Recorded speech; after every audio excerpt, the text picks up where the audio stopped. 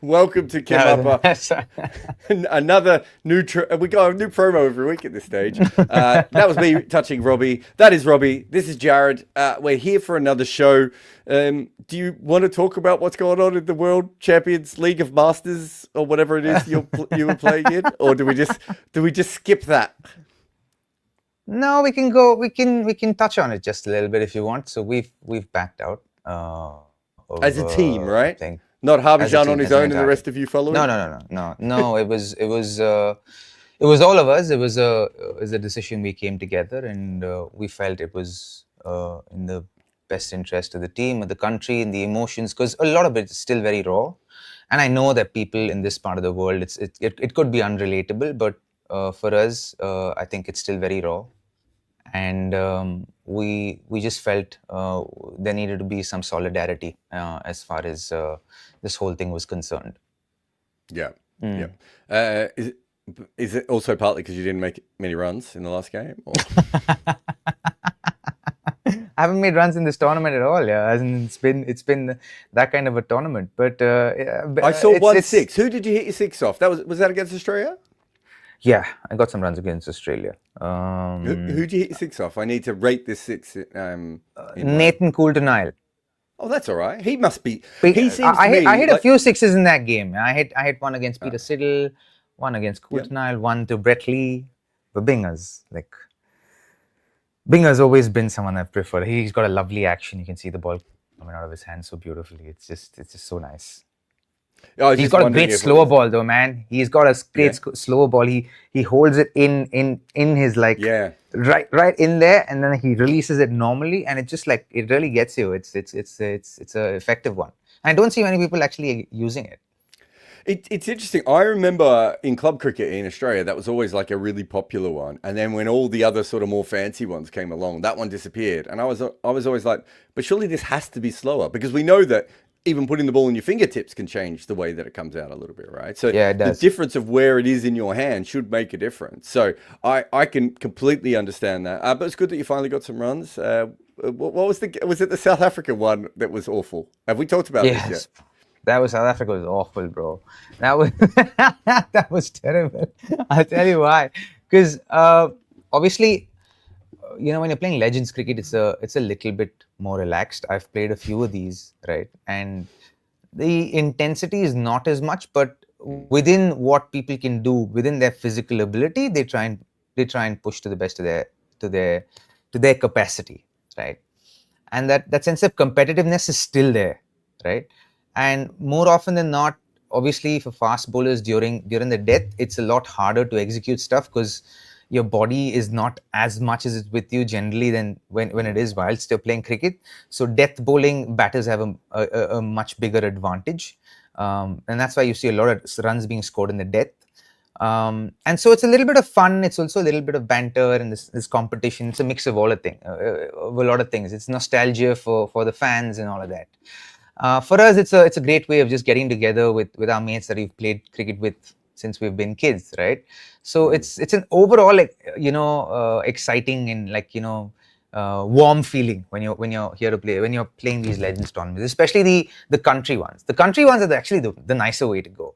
So we turned up against South Africa, thinking, okay, it's going to be our first game, so it's going to be typical retired cricketers kind of tempo. South Africa had something else in their mind, yeah. They came and they meant business. AB ran, I think, 10 twos during the course of in his first 30 runs, right? And we're like, AB, what are you doing, man? It's Legends cricket. Some of the guys, they're not getting around to the ball to throw it back, So, and Hardest Willian was bowling 145, 147 clicks. The wicket was green. It was also overcast, so the ball was swinging, seaming, and doing its thing. I think 4 of us chopped it onto our stumps because we were all hoping the ball would come on, but it was just holding on the wicket a little bit and seaming. So it was one of those days where you go into a wicket and you're dancing for the first 40 minutes, and that was the kind of wicket that we played on. It was fun. That sounds. I mean, it's really interesting the different ways. I remember I was talking to someone recently about this. having to keep your body fit when you've retired. So, so Mitchell Johnson Mitchell Johnson got buff when he stopped playing, right? Like, he started, I remember he put a video up going, beach weights, the first time he could look the way that he wanted to look. And then I was talking to him just before he was playing one of these leagues, and he's like, I have to like change my body again because I can't bowl in the size I was. And I remember when Chris Tremlett was playing for England in one of those leagues, and KP was saying, I'm not sure he can bend down to pick the ball up anymore. Like, he's not, for those who haven't seen, it's always worth Googling a picture of Chris Tremlett now compared to what he looked like when he was playing, because he looks like a transformer now. No, he's much better now than he was last year. He was like that last year, right? But this year I think he's cut his weight down quite a bit, and he looks like he can actually utilize his skills. Yeah, no, exactly. So it's some of those guys having to keep themselves in semi-cricket condition now, whereas especially the bowlers, whereas before you didn't worry about that. But this is now it's a good little earner. There's a few of these competitions coming up, and it's worth it. Plus, as you said, you're meeting all the people that you used to know. Some of them are coaches and directors of crickets, and all sorts of things. So there's certainly an element of all that going on. Anyway, I'll tell you why it's important. Rather than your old wait. But you're not even playing it anymore. So let's. I'll tell you why these old men. Oh, okay, hang on. Can you hear me? Sorry, your headphones are gone. Yeah. I'm back. So I'll actually tell you why this is important, right? Or why this is a big cushion for cricketers when they finish playing cricket, and this is I'm coming at this from a very human angle, Jar. So this is I reckon when you do finish playing cricket professionally, whether it's international cricket or professionally, I reckon you go through a crisis of a lack of significance, a crisis of a lack of relevance, and a crisis of a lack of provision, right? And that is something that no one really empathizes with athletes about, right? It's a very personal journey that athletes have to endure during the course of them just finishing cricket. Now, if they haven't set themselves up for something after cricket, then they find themselves in a very, very, very hard place, because there's a huge drop in significance, there's a huge drop in relevance, and then suddenly, because you're not significant or relevant anymore within the sport, and your whole personality was built to play professional sport, and you've made it to a certain extent, and suddenly you are living a certain lifestyle because of that, because of your achievements and your prowesses at the professional cricket level or sport level.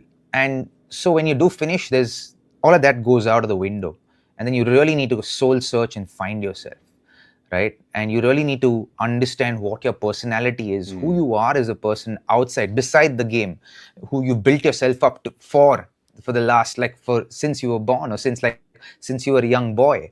Now you need to find relevance outside of the game of the sport that you're involved in, and that actually takes a toll. So tournaments like this gives you a little bit of cushion as far as provision is concerned, whilst you're still trying to rediscover yourself or figure out who you are outside of the game. So this genuinely is a blessing for a lot of cricketers, because it gives you the cushion to serve your family, to provide for your family, whilst figuring out who you are. And hopefully you land on your feet. And a lot of us don't land on our feet. We all go through these existential crises immediately or a year or two after the game. And you suddenly feel like, who am I, right?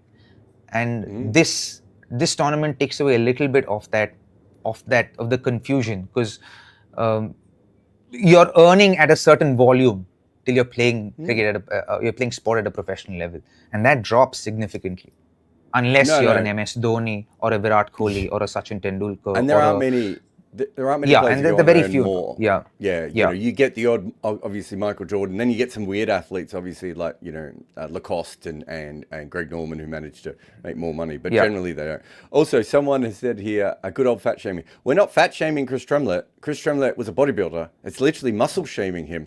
And Google him, buddy. Yeah. Google it to have a look at it. Also, Google it. Mitchell Johnson, it's the same thing. It's literally, the way he explained it to me was, And I remember when I once interviewed Srisat that he told me a similar thing, that when he built Yeah. up his body, he's like, I I can't was bowl actually anymore because my arms I are was like actually not in the thinking. right spot. I was actually thinking of him when you were speaking about Chris. Yeah. I was actually thinking of Sri, because Sri actually built his body up for a movie, and then he couldn't bowl for nuts after that, and then he had to cut. Because Dude, his lats had become too big, so he couldn't get his arm through. I saw him bowl in the nets because I was doing a piece on him and I met him at the gym, right? And he took me down to the nets later and he's going, I'm just doing warm ups, and I'm watching him going, I don't think he can bowl any faster than this. Like I would have happily faced him, right? Like, and I don't want to face an international bowler, but I would have happily faced him because I was like, this a little bit skiddy. Like, he's still strong, but it wasn't that quick or anything. So no, there's no doubt. That's what I mean. It's a whole new world that some of these guys have to do. All right. Let us move on now and talk about the fight back. I know that you're doing photo shoots and social media, and you're a big star over here and getting free meals in Birmingham, whatever it is that you do. But how much of India's fight back on days 4 and 5 did you watch? Has his internet Oh, sorry. You got cut. I don't know if your internet's fixed, isn't it? Yes. Because you're Unless I've got the wrong internet on. No. Okay, you're fine. You're back again now. Okay, so you were saying, outside of the free meals I was eating, did I watch the test match? Was that what you asked? Essentially, I was a lot ruder than that. But did you watch days 4 and 5? Did you watch the comeback? In parts, because we actually were playing matches, so saw it in parts. So just followed it online. So whilst the match was going on, we had a television at where did we play the last game before Leicester? We played it at Coventry or something? No, not Coventry. Leeds. We played at Headingley. Yeah. So we were watching the game in the dressing room, and so we saw the fight back, and it was a proper fight back, wasn't it? To be 0 for 2 or 1 for 2, and from there 424 for 4. Oh, love it. It's everything that you want Indian cricket to be. And I think through the series, that's what's happened. I think the batting has stood up, and I think that augurs well for India.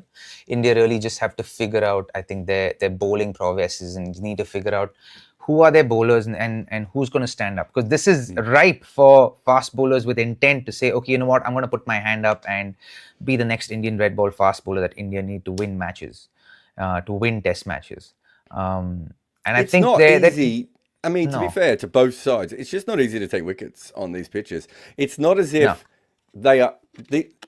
This wicket was a weird one in that it had inconsistent bounce and the ball kept low a little bit, and there was that weird ridge at one end. But even within that, like, India probably underscored a little bit in the first innings. They had some chances, obviously, but England and India in the next 2 innings could have just batted forever. I think Bumrah called it a 20-day pitch. Right, where you could have gone forever. And if you have a look at this all the way through, even Lords, where we had the 2 low scores back to back, it wasn't easy to get wickets. It was just harder to score runs on those pitches, right? It was and we spoke about that. Yeah, and so you're seeing these bowlers in real time, and you look at someone like Cambodge who comes in. This is not a great wicket for someone of his speed to be bowling on, right? Chris Wokes has struggled at times. There's a lot of these bowlers are just really struggling with the fact that you have to almost manufacture wickets.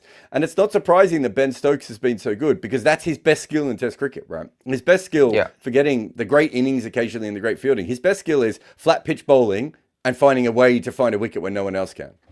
Yeah, because he digs deep, doesn't he? As in he's got this ability to say, the harder the conditions are, the more I thrive. And he operates, I think, from that kind of belief structure, where he's like, okay, is it challenging for everyone? Now it's going to be fun for me, and then he turns up. It takes a different mindset to operate, like to believe that you can do well on tracks that nobody else can do well on. I take it a step further too. I think because he's not a full-time bowler, he tries more things in one spell. Like, he'll come in and he'll bowl like 4 big hooping outswingers to start an over. And then he'll be like, oh, okay, I'll go with short balls now. Oh, I'll go with Yorkers now. I'll go with off. Like, he's constantly trying things because he doesn't think like a bowler, right? He thinks more like a batter. And so it allows him to use all those skills. But he's still really skillful as a bowler. So he has all those options available to him, right? Like, you watch him go through of, I'm going to hit the pitch really hard now. Now I'm going to try and, float some outside off stump. Now I'm going to go for the LBW. A normal bowler isn't going through that many plans in like 2.5 overs, right? Like, that's not how the bowlers think. I also think he's got I wouldn't say luxury, but I'd say the cushion of the fact that he's a mainstay, he's the superstar of English cricket. So that gives you a lot more leeway to be experimental with a lot of things you can do. And as captain, you're gonna he does things that the batters are not necessarily prepared for, like a 10-over spell or a 12-over spell, right? And you think, okay, he's bowled to lunch, and then okay, he's not gonna bowl now. Sure, right after lunch he comes in, he bowls another 4 overs or 5 overs again. He does stuff like that, and these are things that batters are not expecting. And I think those things also play a big part, because like I'm gonna wear you down with my intensity. I think that's really interesting, because there's something I really wanted to ask you about his captaincy.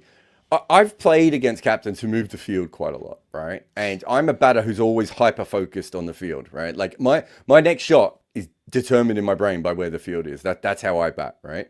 And not everyone does. Some people just play their best shots, and some people, do it that way. He changes the field so much, Robbie, that the mental effort that would be needed for some of these players to actually follow what he's doing, like, he's not even talking to the bowler. He's just changing the field. And there is a lot of ball following. That's the easy one to remember, right? Oh, I've hit the ball to mid-wicket. Now you put out a dip. But he's not even doing that. Sometimes he's just like, oh, we're going to have 3 short covers in now. And you're like, wait, why is he doing this? And in your brain, you're trying to work out, like, is there something? But the bowler doesn't even know what the plan is. Does that wear you down over a long innings? And what have you landed with? Where have you landed with, that observation, Jarrod?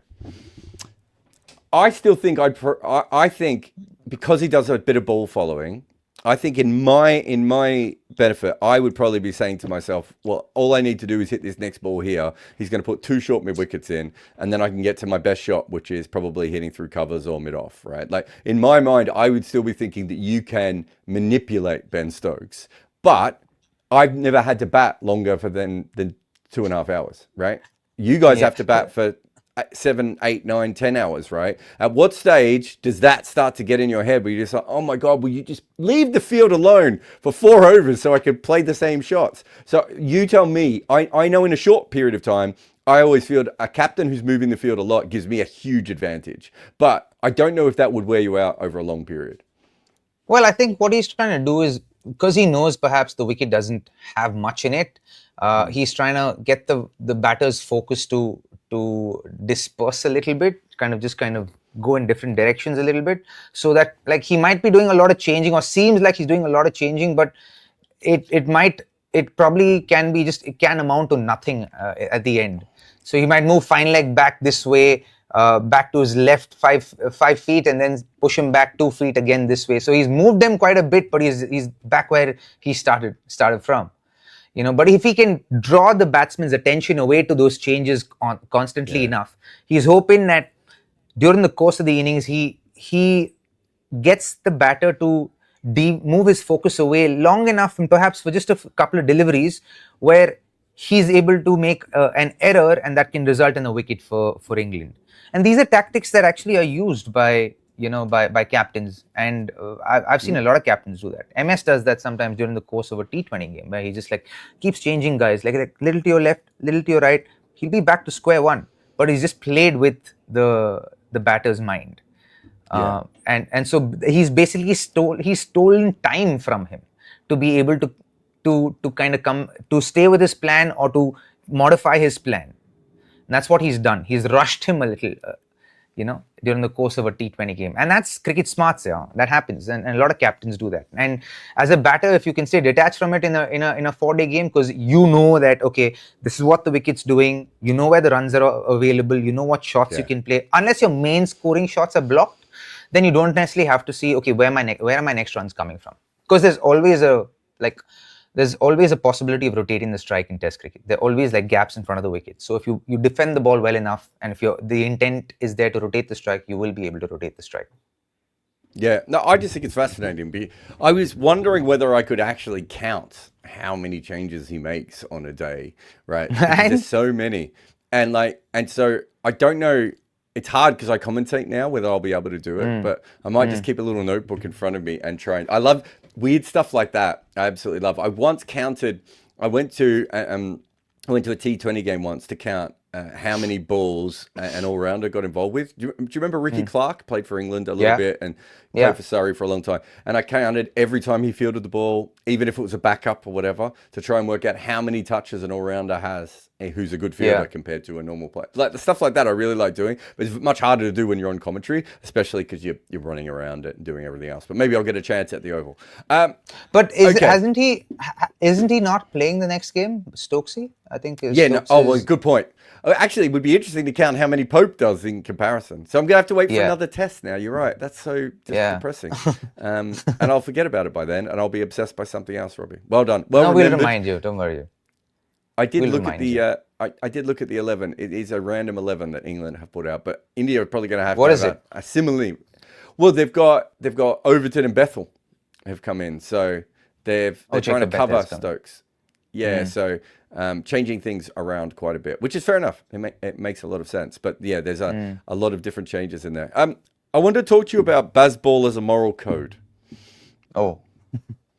Oh, look at it. He's like, okay, we're going to get in trouble here. So I'm going to put this to you. I think England asking for the game to finish early is absolutely fine. Like, both teams were tired, and that makes sense. I think the two batters batting on for their milestones, absolutely fine. They've done the hard work. You and I may not always think that milestones are the most important, but we understand why people celebrate them, and we also understand why you. No, I think they're important, especially if you earn the right to get 100. I think you.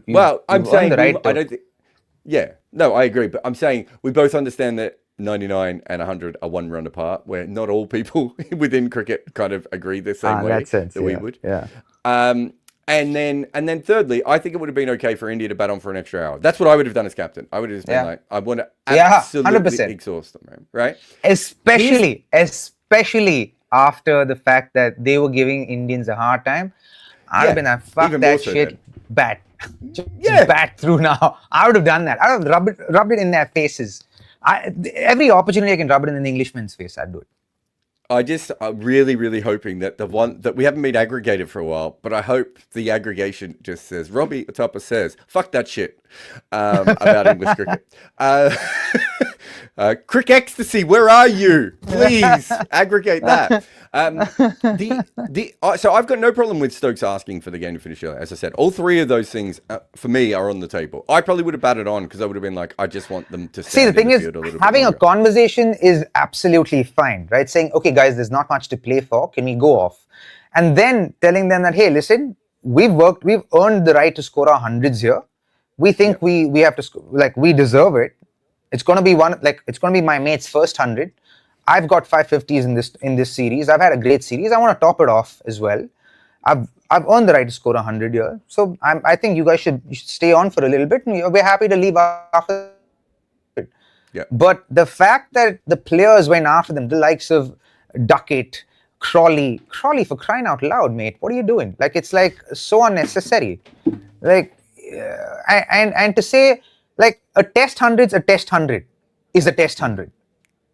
Right?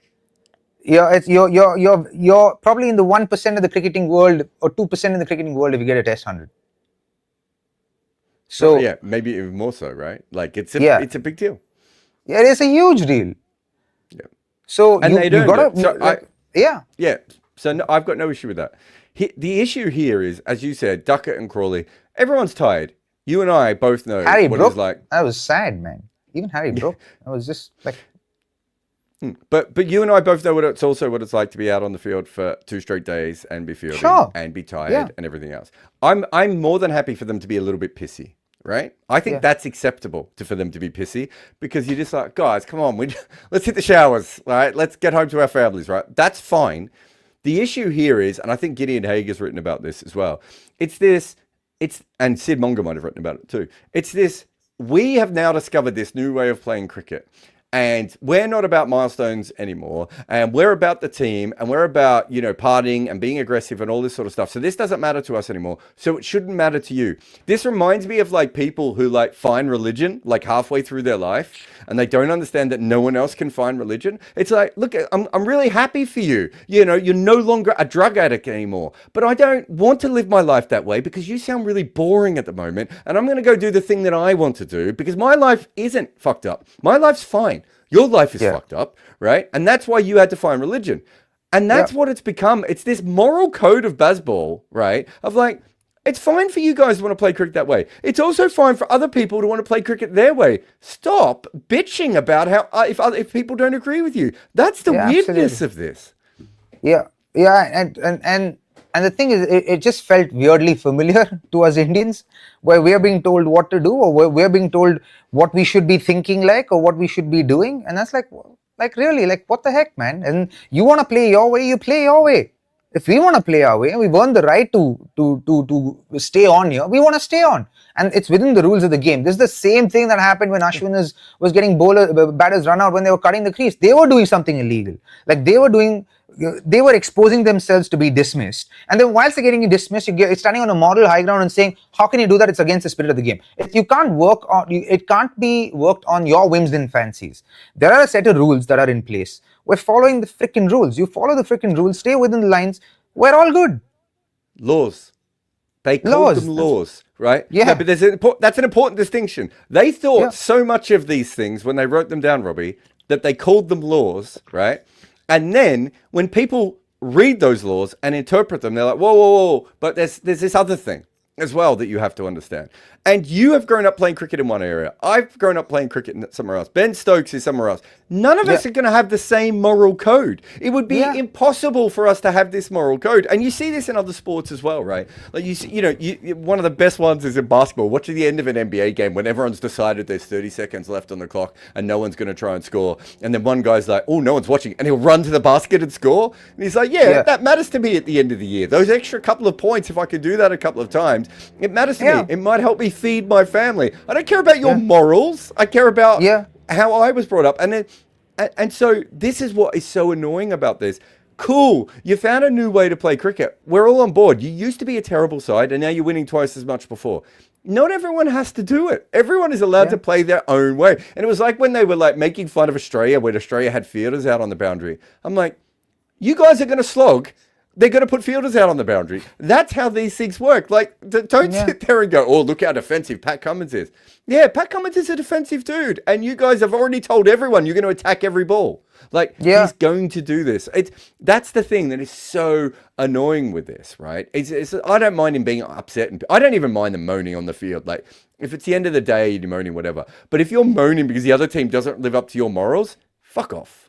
Yeah, really. Absolutely. Fuck off.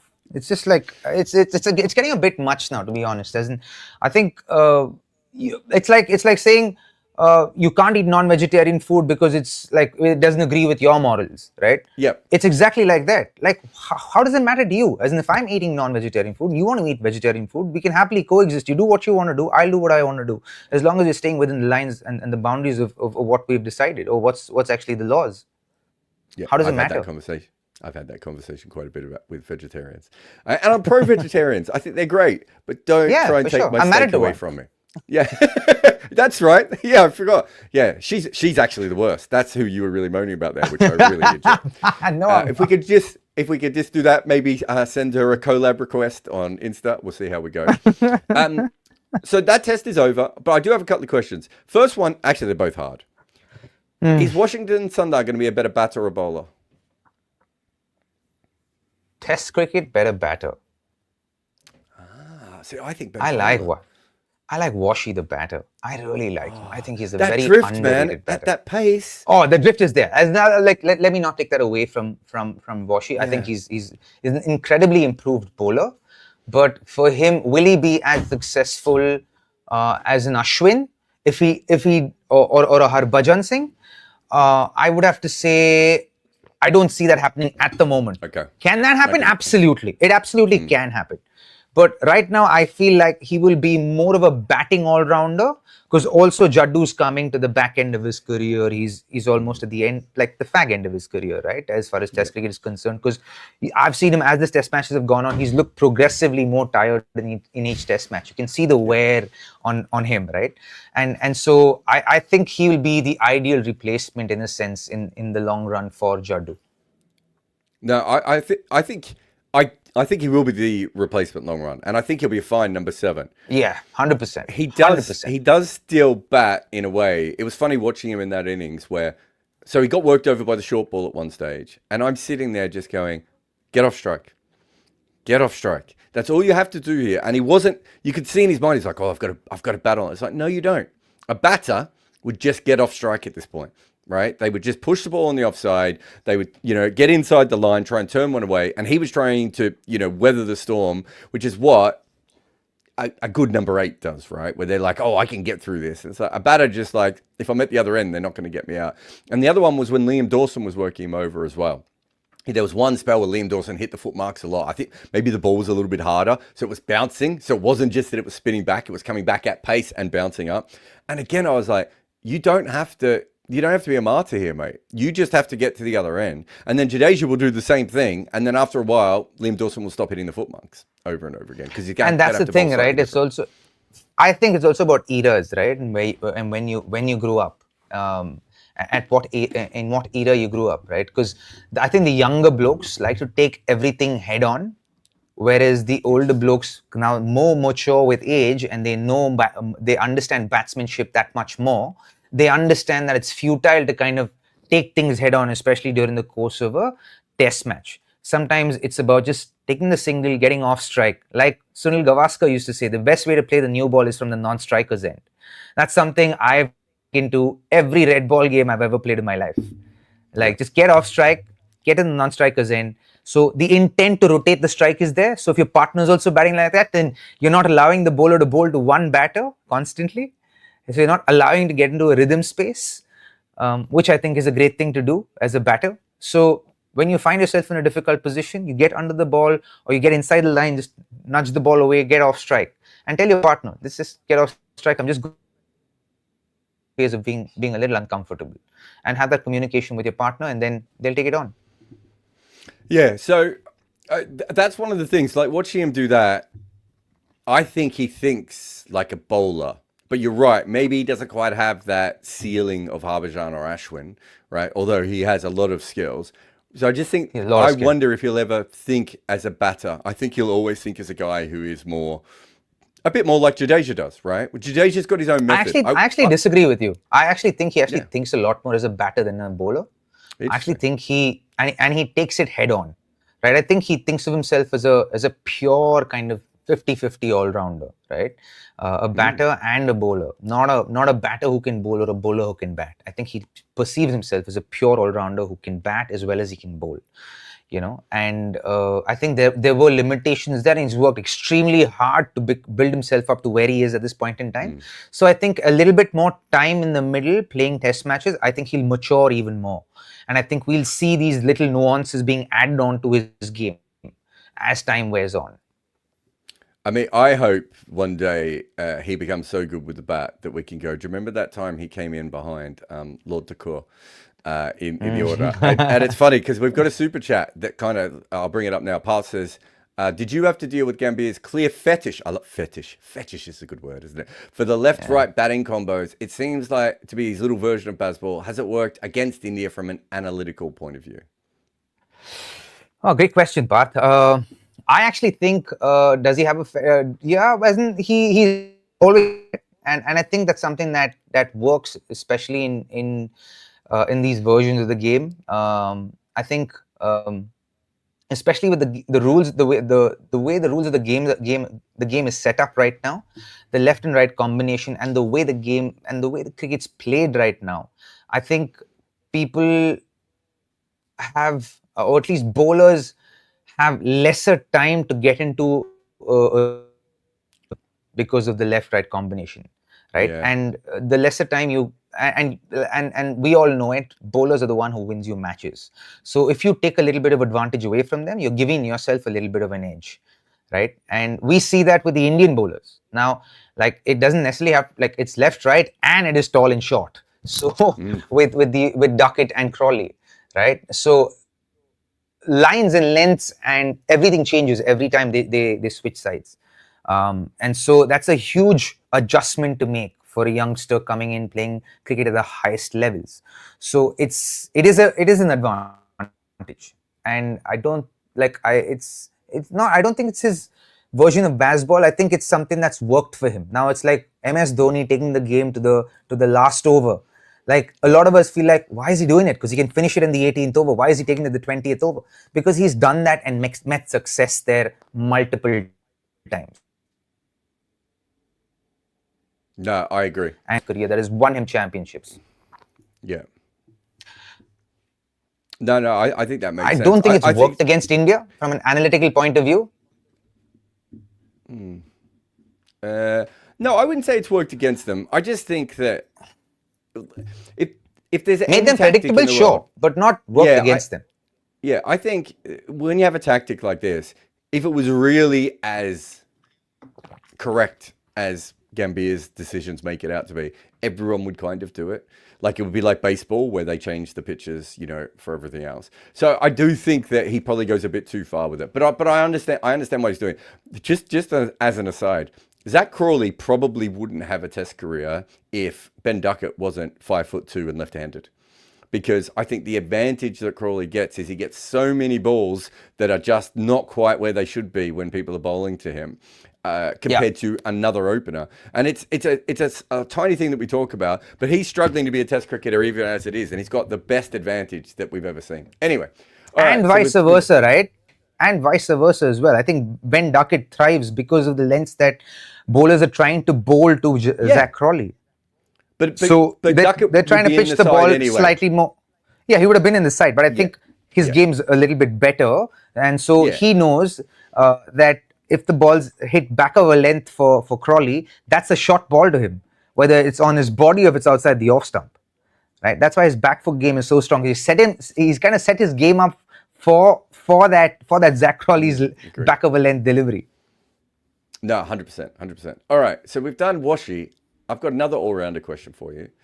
Let's go back in time to 2010. You had the choice of picking one of these players. Ben Stokes or Ravi Jadeja. To only test cricket. Who do you pick?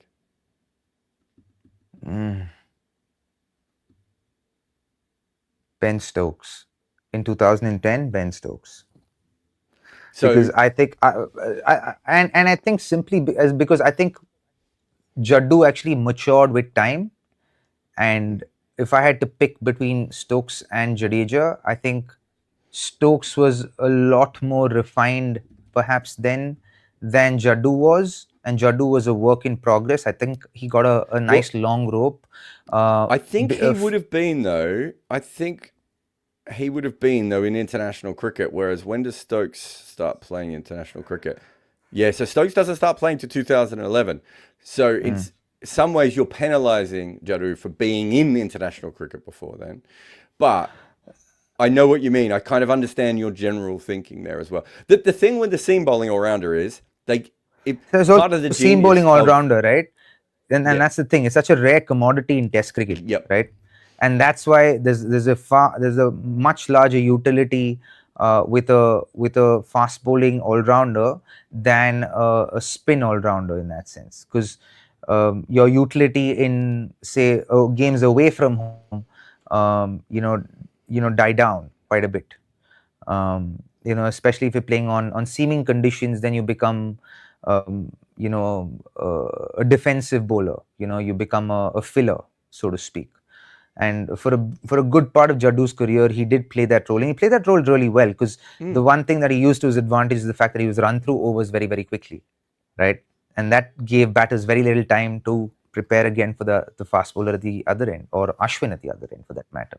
So he was a great support bowler, a great partnership bowler in that sense. So he had his advantages, but Jaddu also took his time to mature into the cricketer that we see over the last 7 years. Yeah, no, it's interesting. I think if I'm picking a cricket team and I know everything about both of them, I would probably pick Stokes for Test cricket because you get his slip fielding as well, right? So you get a world-class slip fielder. But Jaddu's... but it's outfielding. So if I'm doing Test but cricket... Jaddu never fielded in the slips because of his finger, right? Yeah. Yeah. No. But I'm just saying that's a difference that I would be thinking in my head, because slip fielders are so much more important in Test cricket. But I still think I would pick Jaddu over Stokesy, just because I think you get a lot more consistency of performance, so you know exactly what kind of play that you are going to get over a long period of time. But not back it in might 2010. Be slightly more limited. No, but I'm saying you have to pick them in 2010 for the next 15 years, right? So I want someone who's going to be around. Oh, I thought only in 2010. No, for the whole time. Oh, now he's changing. Look at him. I brought him around.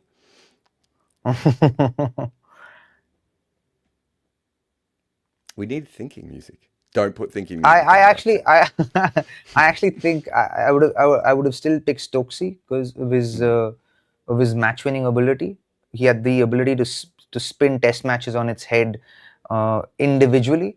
Well, I thought you would mention this, and this is what I wanted to bring up. Jadeja has almost won a test match from nowhere a week and a half ago, and then drawn a test from nowhere. But he doesn't do it dramatically like Stokes does it, right? Like no one's going to sing operas about what we just saw. Whereas when Stokes does it, it's like you're almost bawling your eyes out all the way through. But Jadeja still does it. And I wonder if Jadeja probably sets more games up for India. And what Stokes does is come to pull more games back for England. And which one is more important might have something to do with the team you have or your personality or what you like in cricket. Whereas, like, no one would say Jadeja is a flashy player, but he's not Stokes. Stokes is absolute box office every second he's in the field, right? And so, you know, I wonder how much of that all plays the part in where you go. Because I still think that Jadeja is... Like, at the end of their careers, I'm going to rate Jadeja higher than Stokes, unless something massively changes in the next couple of years. And it might, because Stokes is now bowling at the level that I think he always should have been bowling at. But correct. At the moment, I would definitely have Jadeja over Stokes for an overall career. Interesting. Overall career. Yeah, I think so, in Test cricket. Yeah. But there's not much between them now, is there? If Stokes bowls like this, if Stokes bowls the way he is now for the next 2 years... you have to start to think, well, wait a minute, this is the Stokes that has finally been actualized, right? Like because when he was young and fast with the ball, he wasn't always that useful because he wasn't particularly accurate and he could spray it around a little bit and everything else. But now he's bowling like a smart old guy with this new body of his that you and I have talked about, right? Like I just think it's a really fascinating question because a lot of it is not really who is better. It's what you view as more important. And as you said, the fast bowling all-rounder thing is really important because it is the whole idea of all-rounders is they give you versatility. Stokes gives you more versatility than a spinner. It's probably why Garfield Sobers is the most complete cricketer, right? Because he gives you he can bat anywhere from 3 to 7, and he can field in every position, and he can bowl every kind of bowling that you need, right? That he is the most versatile cricketer. And then you've got guys like Stokes and Jadeja who are great all-rounders, but they're limited in some of the things that they can do, right? You know, they're not as fluid as someone like Sobers is. Anyway, I thought you would like that. Interesting. I've got a question for you that I thought up before. We always hear who would bat for your life, right? That's a big thing. Who would you want to bat for your life? The correct answer is always Shahid Afridi because you want a fun life. But that's a different conversation for a different day, right? Robbie is not taking that. No, not in a million years. If you had to pick someone to bowl for your life, right? And it has to be, they have to get a wicket as soon as possible, right? For you to be able to live, right?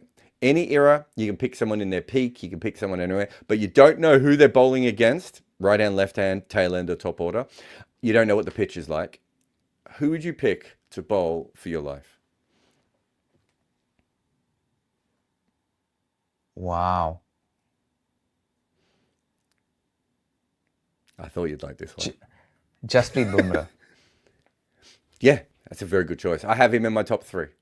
The second name that came to my mind was Malcolm Marshall. Oh, that's good too. I didn't have him. I had Waqar Younis, peak Waqar Younis. Ooh. Because I just think you're just taking the pitch out of play there, right? And you're just like, you're probably going to get it. Yeah, Wasim Akram. Rabada. Sid Barnes, if you want to go back for an old-fashioned one, because Sid Barnes could bowl seam up, spin, everything. You know, like he had every skill available to him.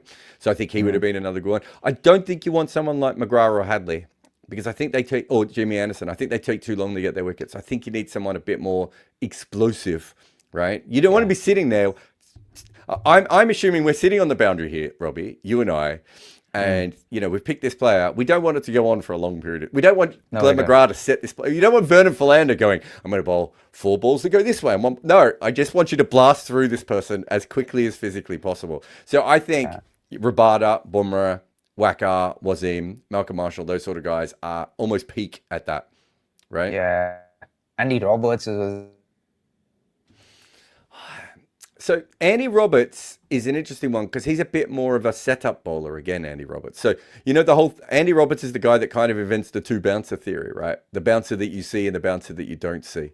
Yeah. So he would bowl the first one, get hooked, and then walk back to his mark trying not to smile, knowing the next one's going to be 4 times as quick, right? Yeah. I don't want a setup guy. I just want you to get there as quickly as possible because I just think I would be shitting myself all the way through. Now, we've all picked seam bowlers here. If you had to pick a spinner, who's the spinner that you pick? Peak Anil Kumble. Peak Anil Kumble. I like that. That I did not expect that because he's a guy who I looked at this recently. The amount of balls he had to bowl to get a wicket in Test cricket, he really had to do the work. So I was thinking Murali because Murali's the guy that's he's gonna. His ability to sort of take wickets like he's using a machine gun is unlike other spinners. So I don't want Warren. I don't want Warren sitting there telling me how he's going to get the wicket, Robbie.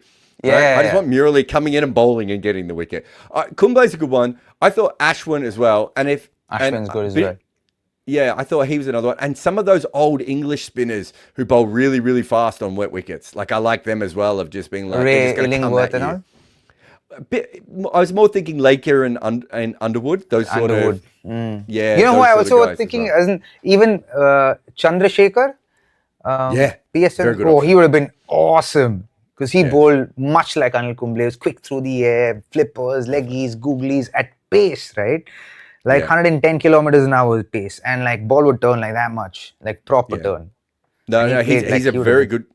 He's a good choice. You don't want to go Bisham Beatty, as much as I love Bisham Beatty, just because, again, there's a lot of him telling you how good it would be. But also, the ball takes an hour out of his hand to get there, Robbie. You have to bowl quicker. Another good old one would be Bill O'Reilly. He was the original fast leg spinner, Bill O'Reilly, and he came in like a fast bowler and bowled leg spin. And I think his bowling average is like 21 or 22, but we lost a lot of him to the war. Anyway, if you want to put in your comments who you want to bowl for your life, feel free. I think that's very, very good. All right. Did you see that Kane Williamson is not playing for New Zealand this week? Have you been following this? In Test cricket? No, I don't know. Yeah. So I don't know how I missed it as well. Although, to be honest, I have basically been sleeping ever since the last test. So it is possible that I was just asleep the whole time. But they're playing Zimbabwe at the moment. They bowled out Zimbabwe for 149. And they are 68 without loss. So at the moment, you'd have to say they don't necessarily need him. And they've done very well. But it's interesting that Kane Williamson not playing for New Zealand hasn't got the same sort of press or talk. And I wonder if it's just that as a cricket society, we've moved on a little bit now. And we just accept that some players are not going to play always for their country. Or whether it's because it's Williamson and he's held in a different regard than maybe some other players are. But I thought it was really weird that like up until a couple of hours ago, you and I had not even noticed this, and you and I follow a lot of this stuff. You know who would have jumped on that Zimbabwe tour if that was on? Like a highly rated cricketer, Babar Azam. What, to get some runs? Because he's scored a lot of runs against them, hasn't he? And I also think, jokes aside, I think Kane probably would have thought, is also someone who's coming back from an injury, and that tennis elbow injury has been quite iffy, and maybe something has spurred on again from that. He's playing county cricket. Oh, he's playing county cricket? If he is, then he'll probably thought it's the same thing. So let the youngsters get an opportunity, and I'll play the more important ones. I wonder if is it possible he's getting more money because he's playing for Middlesex and he's playing for the 100 team as a package? He's probably getting a lot more money than he'd get for New Zealand. Possibly. In that as well, right? And these are life decisions that the cricketers have to make, right? As in these are decisions that one has to make whilst they're playing cricket. Because again, like I said earlier at the start of the show, that it's a short career. So you got to make decisions that serve your family as well at the end of the day. Yeah, I just think we're reaching a point where I think we're more mature as cricket fans now than we have been. You're not a cricket fan, but like as cricket fans now in that sort I of am a stuff. cricket fan. What are you talking about? No, you hate cricket. You told me the other day, but What no, the I heck, mean dude? you're no, but you are a cricket player, so you're behind the curtain already, right? So you know what it's like for a fast bowler to run in with no knees, and players to play on when their arms hurting and all that sort of stuff. Whereas if you're a fan, I mean, we saw Gautam Gambhir's comments this week about how the biggest pain you can have is losing a game for your country, which I don't know. If Rishabh Pant had gone out to bat with a broken foot and got hit with a Yorker, I think that would have been a bigger pain, personally, than losing a game for my country. Because you lose games for your country all the time. That's what professionals do. They win games and they lose games for their country. So, but we are now more understanding that these are professionals and they are making decisions. And if you're Kane Williamson, he's clearly moving towards the sort of coach part of his career, would be my guess, right? And so he's going to make some decisions that are better for him personally than he might have early on, where he would be like, New Zealand comes first, second, and third. Yeah, for sure. And I think you as you know that your time is coming to an end, then a lot of those choices and a lot of the decisions you make are also slightly financially driven, because you know that the income or the provision for as far as that is concerned is not going to be the same at the same volume. So you do make a little bit more informed decisions when you're at that stage of your career, because you've also kind of earned the right, to be honest. And also perhaps there could be a value additional perspective where you're saying, okay, for a tour like this, they don't need my experience. Perhaps it's a great opportunity for a youngster to go in there and feel what Test cricket's like. So probably you're killing a lot of birds with one stone. So I'm like, okay, take this opportunity. So where it's a win-win for everybody. I could tell you that Matt Henry killed a lot of birds with one stone. 6 for 39 he took over there. So if you're taking Matt Henry, maybe you don't need many more players. In fact, Matt Henry, he can make 30 odd on his own as well.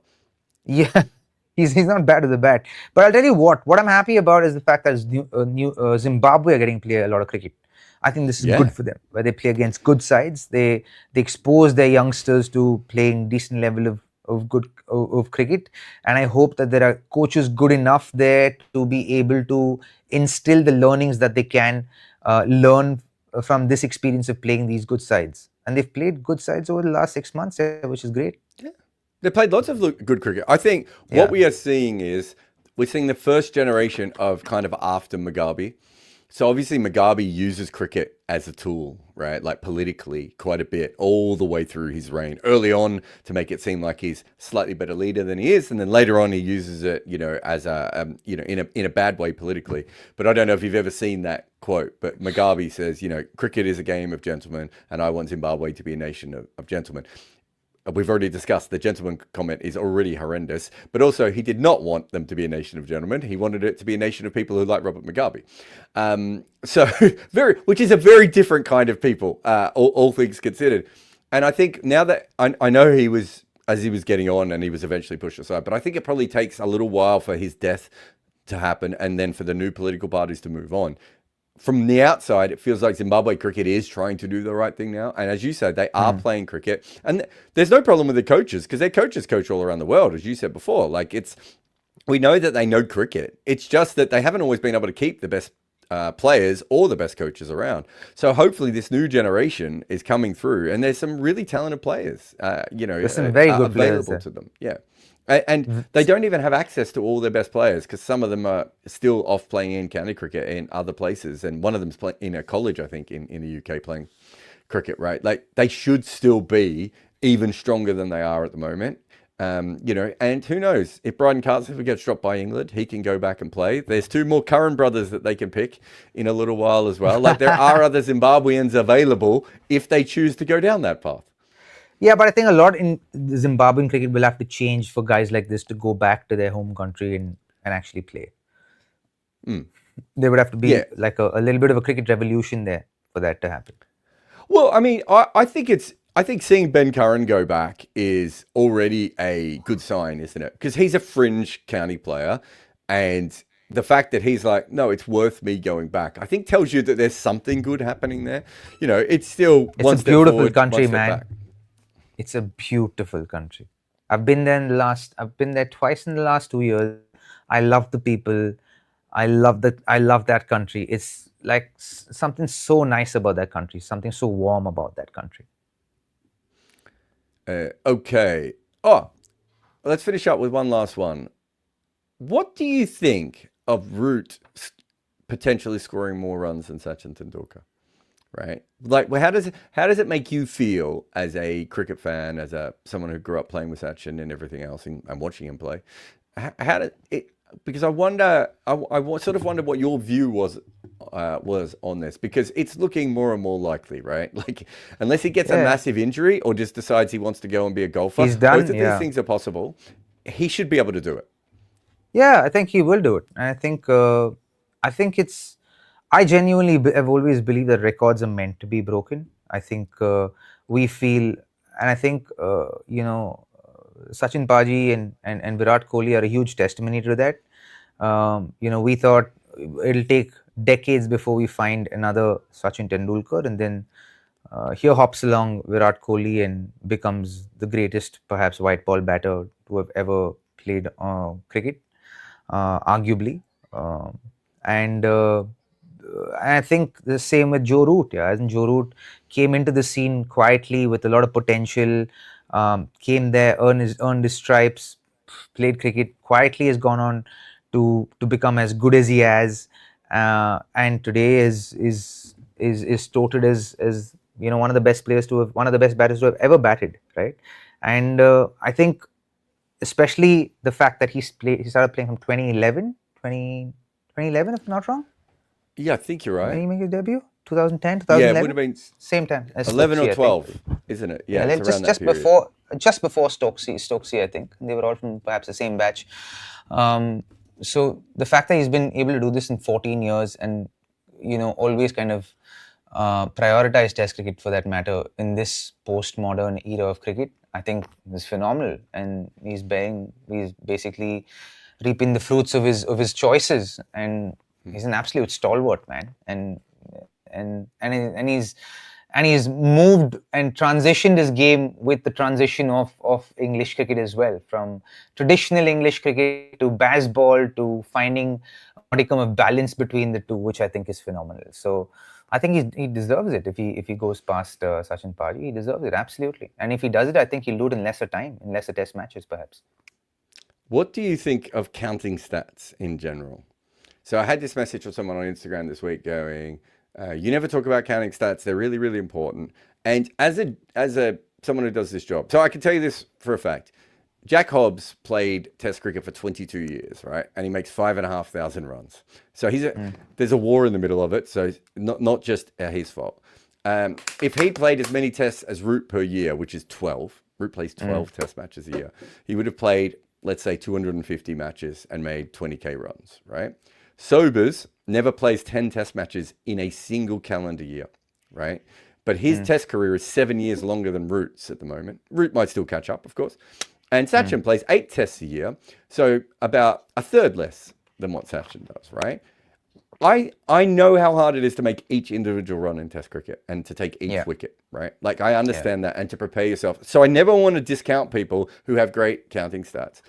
But we also know that Jimmy Anderson and Joe Root are also on this list because of the amount of Test cricket they played in a shorter period of time. Like, that's part of the reason that they have the record they have. They still have to be great to do what they did, right? And, and it's remarkable what both of them did. But there's always a nagging thing in the back of my head of like, okay, what would Dale Steyn have done if he'd played a similar amount of Test matches to Jimmy Anderson, being in a similar kind of professional backroom stuff as Jimmy Anderson compared to what was going on in South Africa, right? I don't want to have a go at Jimmy because, as I said, I know how hard it is to run in each individual time and take a wicket. But you understand what I'm saying with this. It's a weird thing that we have chosen to care about. But it's also so relative, right? I think it's like, say, comparing, or, I think to have played a lot more Test matches in a shorter span of time means the body is taking that much more toll. On one end, you're like, okay, you can continue good form back to back because you're playing a lot more cricket whilst being in good form. But on the other end, physically and emotionally, it's taking that much more of a toll. It's taking that much more away from you, right? And you're not considering time away from family, the sacrifices that are made in that period of time, the emotional toll that takes on you. So they're managing all of those aspects. Now, with bowlers, I think it's unfair to compare, because even Jimmy Anderson and Dale Steyn, two very different type of bowlers in a sense, right? Because Stenky was an out and out, like, proper gun, quick, fast bowler. So body took a lot more toll. To be fair, Jimmy was pretty quick when he was young too. Jimmy was over 100 miles an hour. But Steyn was quick. But not for as long. Yeah, fair. Steyn was quick from the start to the end. He was pretty much there and thereabouts, right? So he is what you would consider one of the greatest quick fast bowlers who's played the game, right? With the likes of Brett Lee, Sean Tate or Shoaib Akhtar, the ones who are right up there, right? Like really quick, 150 plus with the new ball, had the ability to get wickets. It's with that, got 392 wickets with that, like an Alan Donald and all that. So you always peg him there, right? Those much, but you'd peg a Jimmy Anderson with a Glenn McGrath, right? Because they were quick when they started, but they got to a place where they found their space and they stayed in that space for the rest of their career. So the toll that it took on its body was not as much as the toll an out and out fast bowler would have. You know what I mean? No, I get that. So I think that it would be unfair to both Jimmy and to Steyn to compare them with each other in that sense, because even though they're both fast bowlers. I'm not comparing them, but what I'm saying is, if it doesn't matter who the fast bowler is, if you play for Australia, India, or England, you're going to play a lot more test matches, and so your counting stats are always going to be higher, right? And it's the same with it's the same with a lot of the Asian players who played a lot of one days in the 90s, right? They have these huge totals, right? And we end up getting a bit fixated with that. I also know the other side of it, as you said. Being famous for 20 years, having to travel and having to get your body right and everything else. It's an interesting one, and everyone has different views on whether how highly they rate that kind of thing. I think stats are a great thing to observe, but I don't think stats are everything. How dare you, sir? I had to kind of put that in there at some point. Anyway, this is the last Kimappa. Kunal says, no amount of training can make you Usain Bolt, but 100-meter sprinters are born. How is it in cricket? Can I make my son play IPL just by brute force training? No, I don't think you can. You can't, but you can give themselves a good chance to get there. You can build fast twitch fibers, I think, to a certain degree, if you're already predisposed to it. One of the things that I've absolutely believed, and we've done that with our son, is I think we've enabled him to utilize his athletic abilities to the best of his ability. What we did is we put him into gymnastics at a very young age. So he was 4 months old when we put him into gymnastics. So he went to a little gym, learned how to tumble and roll and crawl and all of that. And now he's progressed to parkour from gymnastics.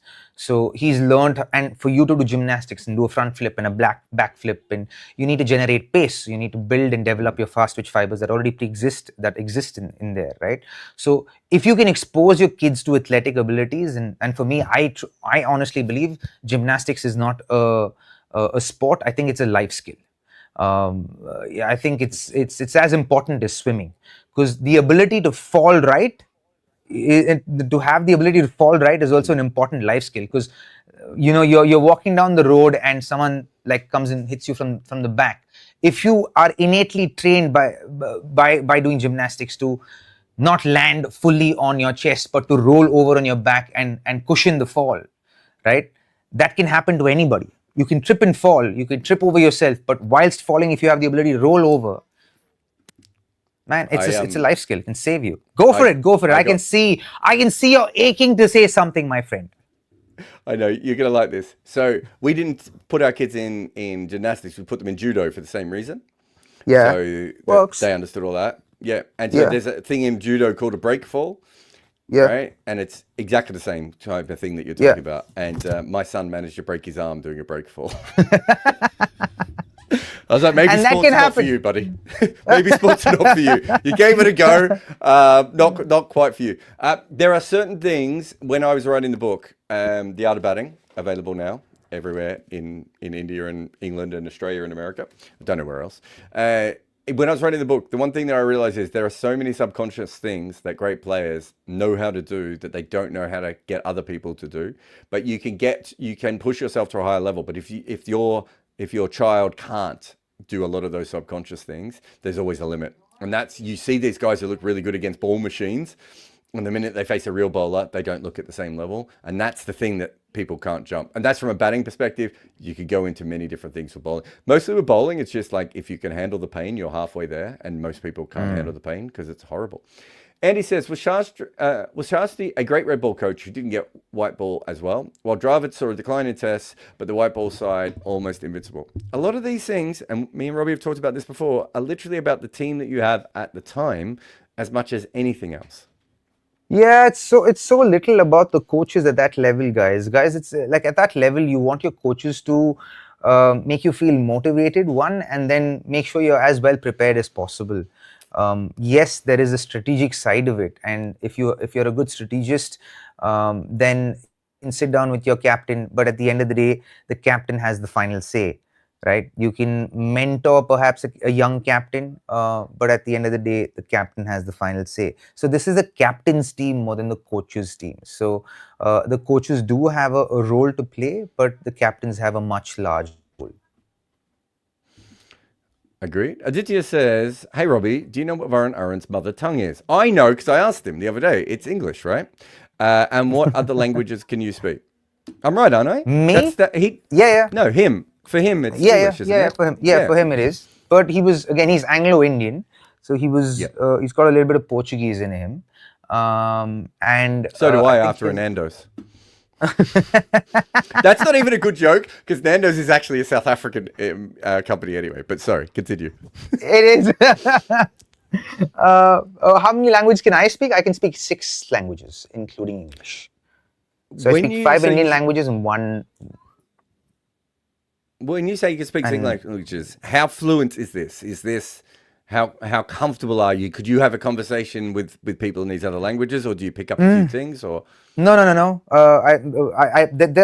are a lot more languages that I do know. Like I can understand and communicate in Telugu. I can understand not communicate in Tulu. I can understand Tulu.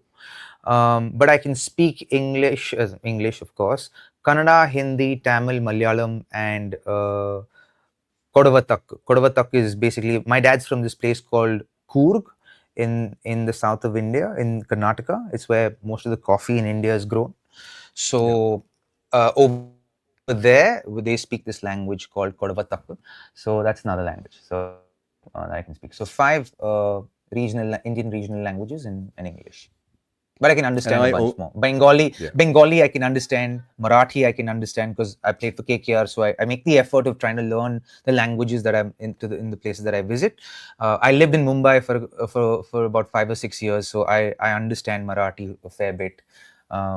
So I can communicate in Marathi. Gujarati a little bit you can understand because the Gujarati is everywhere. Yeah, I can almost speak English. Is my main one at the moment. My mother-in-law actually. Mate? Yeah, exactly. My mother-in-law speaks quite a few languages. She's from Sri Lanka, and obviously there's a few different languages there that you need to. I think she speaks Tamil as well, obviously, but also Sinhalese. And it's a very different Tamil. The Sinhalese speak it is a very different Tamil, version of Tamil. Yeah, no. There's also because I don't know why we're getting into a Sri Lankan issue, but it is they are different Tamils altogether. So and there's even different Tamils in Kandy where she's from, and different Tamils up north. So it's even a variance amongst those. Anyway, it is. There you go. There's your history in that. But I do remember. I don't know. So my first book was a bit nuts. Was it my first book or my second book? I can't remember. And the person who was teaching Murali's wife Sinhalese was related to someone in my wife's family, and so we sent through one of my books. So he's got like one of my really random early sweary weird cricket books. Hopefully he's never picked it up. Sudarshan says, how would Neil Wagner be a choice to bowl for your life? Here's my problem with picking Neil Wagner is that he already makes every single moment look so like hard and pained and everything else that I think he would panic me while I was watching him bowl for my life. So it's not a bad choice because we know he can break through on any pitch, right? He would just keep bowling short until someone hit the ball up in the air. I'm okay with that, but he would make it so painful on the way there, Robbie, that I don't know if I would enjoy that moment. And I want to sit back and relax on this ball. I'm feeling so bad because I forgot someone that I would have actually loved to have picked. Curtly Ambrose. Oh, that's a good one. Yeah. Oh, man, he would have been a handful. But Bumrah, I think, is my first choice for sure. If you could pick a part-timer to bowl for your life. Sachin Tendulkar. Sachin's a good one, yeah. I was thinking Michael Bevan. No! But I would actually pick Craig McMillan. You're a dead man. I would pick Craig McMillan because Craig McMillan would just be like, I'm just going to try everything in the next 6 deliveries to save this. Like, have you ever met Craig McMillan? I think he would take this on board and he would do the best he can for me. So Craig, if you're out there, if I ever need you, I'll give you a call. Thank you very much to everyone. The odds of a Kiwi bowling for an Aussie's life. I think me and Craig get on pretty well. In fact, I did actually ask him to chat to me for the book and he never got back to me. So maybe he doesn't like me. So it's now possible he would not have done this. So sorry, Craig, you're back off the list. Please like, subscribe, comment, do all the things that you need to do on all of our things. If you haven't been over to my main channel in a while, we just did a huge feature on Ollie Pope, a video essay, which Robbie is desperate to go off and have a look at now. Robbie's got nothing to do, so you can see now he's looking after his family and everything else. Hi. Hi. Hi. You forgot me already. Don't kick it. But we will be back very, very soon for more Kimappa and, all the other things that we do. Goodbye. Bye.